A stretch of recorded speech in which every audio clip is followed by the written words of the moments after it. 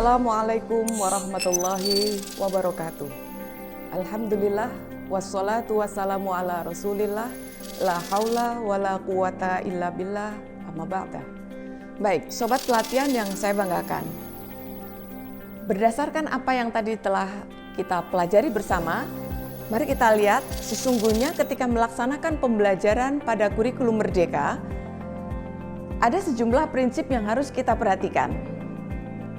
Yang pertama adalah pembelajaran harus dirancang sesuai dengan karakteristik peserta didiknya. Telah saya sampaikan tadi ya, jadi guru harus melaksanakan asesmen awal agar diketahui kemampuan dan kebutuhan belajar peserta didik itu seperti apa, karakteristiknya jangan diabaikan agar bisa memfasilitasi peserta didik. Berikutnya adalah membangun pembelajar sepanjang hayat. Sobat pelatihan, peserta didik sesungguhnya belajar itu bukan kepentingan mereka hari ini saja, tapi belajar mereka di dalam kelas bersama guru dan rekan-rekan mereka di ruang-ruang belajar itu hakikatnya adalah untuk menyiapkan dan memberikan bekal mereka agar selanjutnya pengetahuan maupun keterampilan yang mereka miliki itu bisa menjadi bekal bagi mereka. Bekal untuk bersosialisasi, bekal untuk melanjutkan pendidikan selanjutnya, maupun bekal untuk dia menjadi bagian dari komunitas masyarakatnya, komunitas bangsa dan negaranya, sehingga apa yang sudah sobat pelatihan pelajari bahwa sesungguhnya manusia adalah khalifah fil ard. Jadi arah dari pembelajaran harus menyiapkan itu semua. Baik, sobat pelatihan. Berikutnya adalah prinsip agar mendukung pengembangan kompetensi dan karakter secara holistik. Sobat pelatihan, bahwa aktivitas pembelajaran itu kiranya seorang guru tidak hanya berorientasi mentransfer materi saja. Karena ketika seorang guru melaksanakan pembelajaran dengan orientasi atau tujuan sekedar menyampaikan materi kepada siswanya, maka sesungguhnya guru itu sudah kalah dengan HP, Android. Ya, karena semua pengetahuan itu bisa didapat oleh peserta didik ketika mereka kreatif, karena ini memang era dan zaman mereka. Maka yang lebih diharapkan bagi seorang guru saat melaksanakan aktivitas pembelajaran adalah mengembangkan kompetensi peserta didik yang nantinya bisa menjadi bekal mereka untuk menjadi pembelajar sepanjang hayat. Itu yang pertama. Yang kedua adalah juga sekaligus mengembangkan karakter.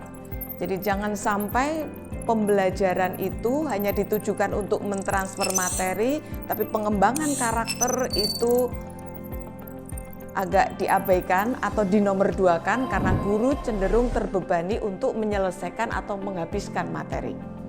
Dan yang lebih memprihatinkan lagi, sudah orientasinya menyelesaikan materi, fokus guru nanti hanya fokus pada sebuah buku. Maka nanti pengetahuan siswa atau peserta didik tentu akan hanya berhenti pada sebatas apa yang ada di dalam buku yang dia jadikan sebagai acuan pembelajaran. Baik, berikutnya adalah dirancang secara kontekstual dengan melibatkan orang tua maupun komunitas sebagai mitra. Sobat pelatihan, aktivitas pembelajaran yang saat ini diikuti peserta didik sesungguhnya bukan hanya untuk digunakan hari ini, tapi untuk kehidupannya. Dan karena peserta didik itu merupakan bagian dari masyarakat, maka konteks-konteks permasalahan maupun aktivitas pembelajaran harapannya juga menjadi aktivitas yang nyata, bisa dipahami dengan mudah dan bisa memberikan bekal-bekal yang mereka perlukan dalam kehidupan mereka. Jadi kontekstualisasi pembelajaran itu menjadi sesuatu yang sangat penting. Ini menjadi salah satu PR guru.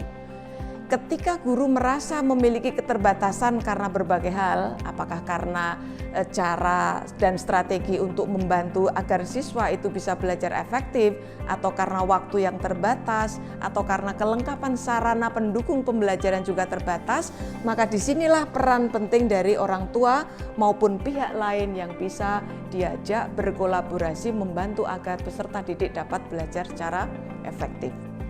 berikutnya, dan ini merupakan bagian dari prinsip yang menjadi ciri khas kemadrasahan kita, adalah semua aktivitas pembelajaran hendaknya ada nilai ibadah dan berorientasi pada masa depan.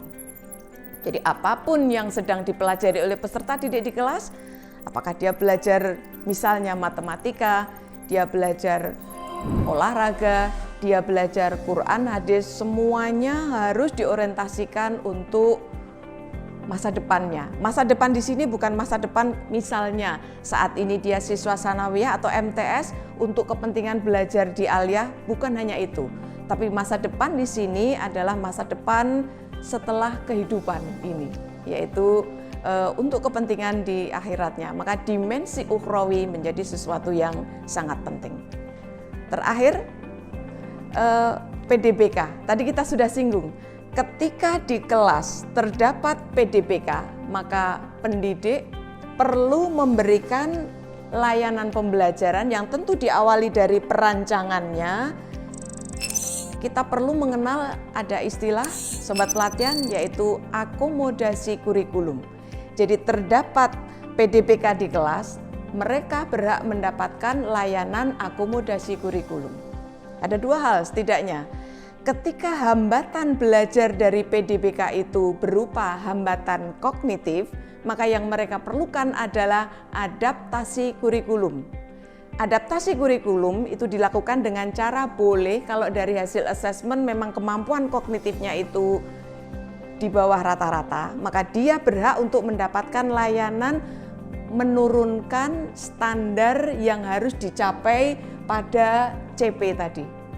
Dan sebaliknya, ketika memang hasil asesmen itu menunjukkan kemampuan kognitif dari peserta didik itu melampaui batas rata-rata, maka dia berhak untuk mendapatkan layanan dari target yang ditetapkan ditingkatkan.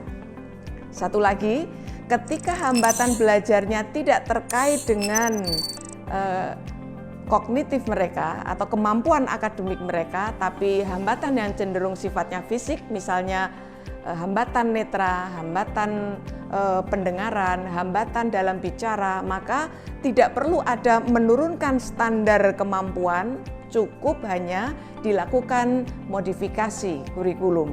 Apakah dengan memodifikasi cara belajarnya, ataukah dengan memodifikasi peralatan dan perlengkapan belajarnya maupun sumber-sumber lain.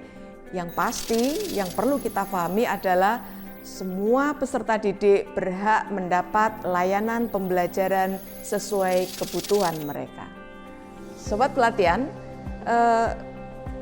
setelah ini silahkan sebelum nanti kita masuk pada pembelajaran pada video berikutnya, saya berharap sobat pelatihan mengakses dua laman ini.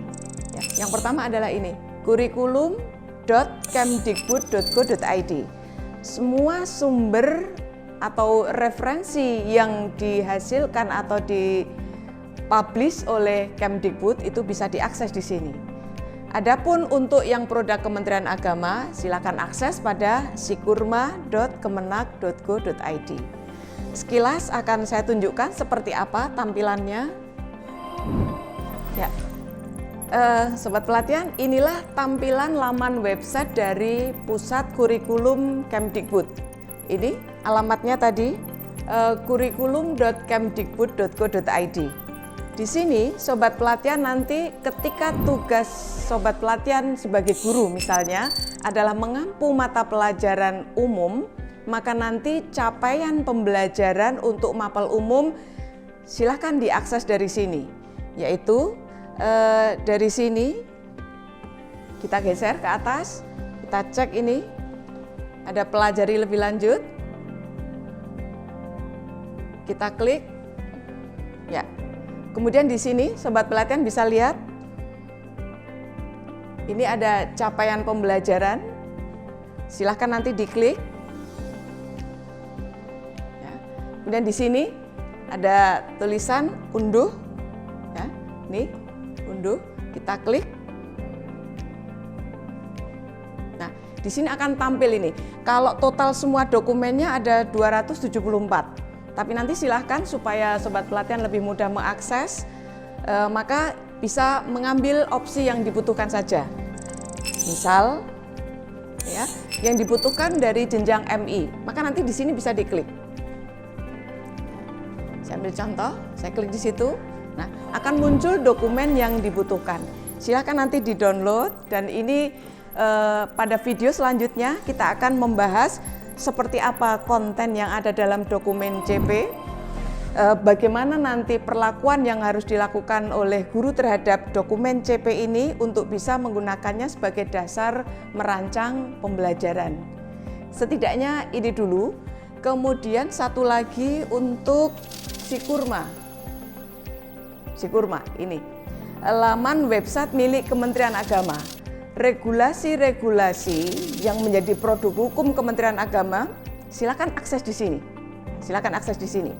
Kita lihat misalnya bulan lalu itu sempat ada sosialisasi dan BIMTEK daring dari Kementerian Agama, dalam hal ini Direktorat KSKK. Sobat pelatihan bisa akses dari sini. Ini untuk penyusunan instrumen assessment, baru saja berlangsung kemarin ya. Ini untuk BIMTEK, materinya bisa diakses di sini. Walaupun ini ada login, sobat pelatihan tidak perlu login, tapi untuk mengakses materi ini langsung bisa download saja. Kemudian sebelah kanan ini juga ada, kita bisa lihat, misalnya ini ada contoh-contoh TP-ATP untuk berbagai mapel. Kalau misalnya yang dicari belum ketemu, bisa klik di sini. Nih, banyak sekali nih yang bisa diakses nih. Contoh modul, kemudian panduan-panduan, ada panduan P5, ada panduan pembelajaran assessment. Saya berharap sobat pelatihan mendownload file ini. Jadi untuk memperjelas apa yang kita pelajari, silahkan download ini. Panduan pembelajaran dan assessment, di sana nanti semua yang saya sampaikan itu bisa dibaca secara lebih detail melalui panduan ini. Dan nanti kita akan juga bisa memperoleh contoh-contohnya.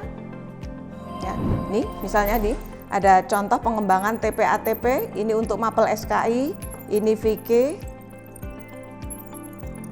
Kita geser lagi. Ini ada bahasa Arab, ini ada akidah, dan seterusnya. Baik, sobat pelatihan yang saya banggakan, untuk kesempatan kali ini saya rasa cukup. Nanti kita akan lanjutkan pada sesi berikutnya, dan saya berharap sebelum nanti mengikuti sesi berikutnya, sobat pelatihan telah mendownload CP dari masing-masing mapel, ya, terutama mapel yang menjadi tugas dari sobat pelatihan semuanya. Terima kasih. Selamat mempelajari CP, dan contoh-contohnya barangkali sudah bisa diakses dari laman tadi.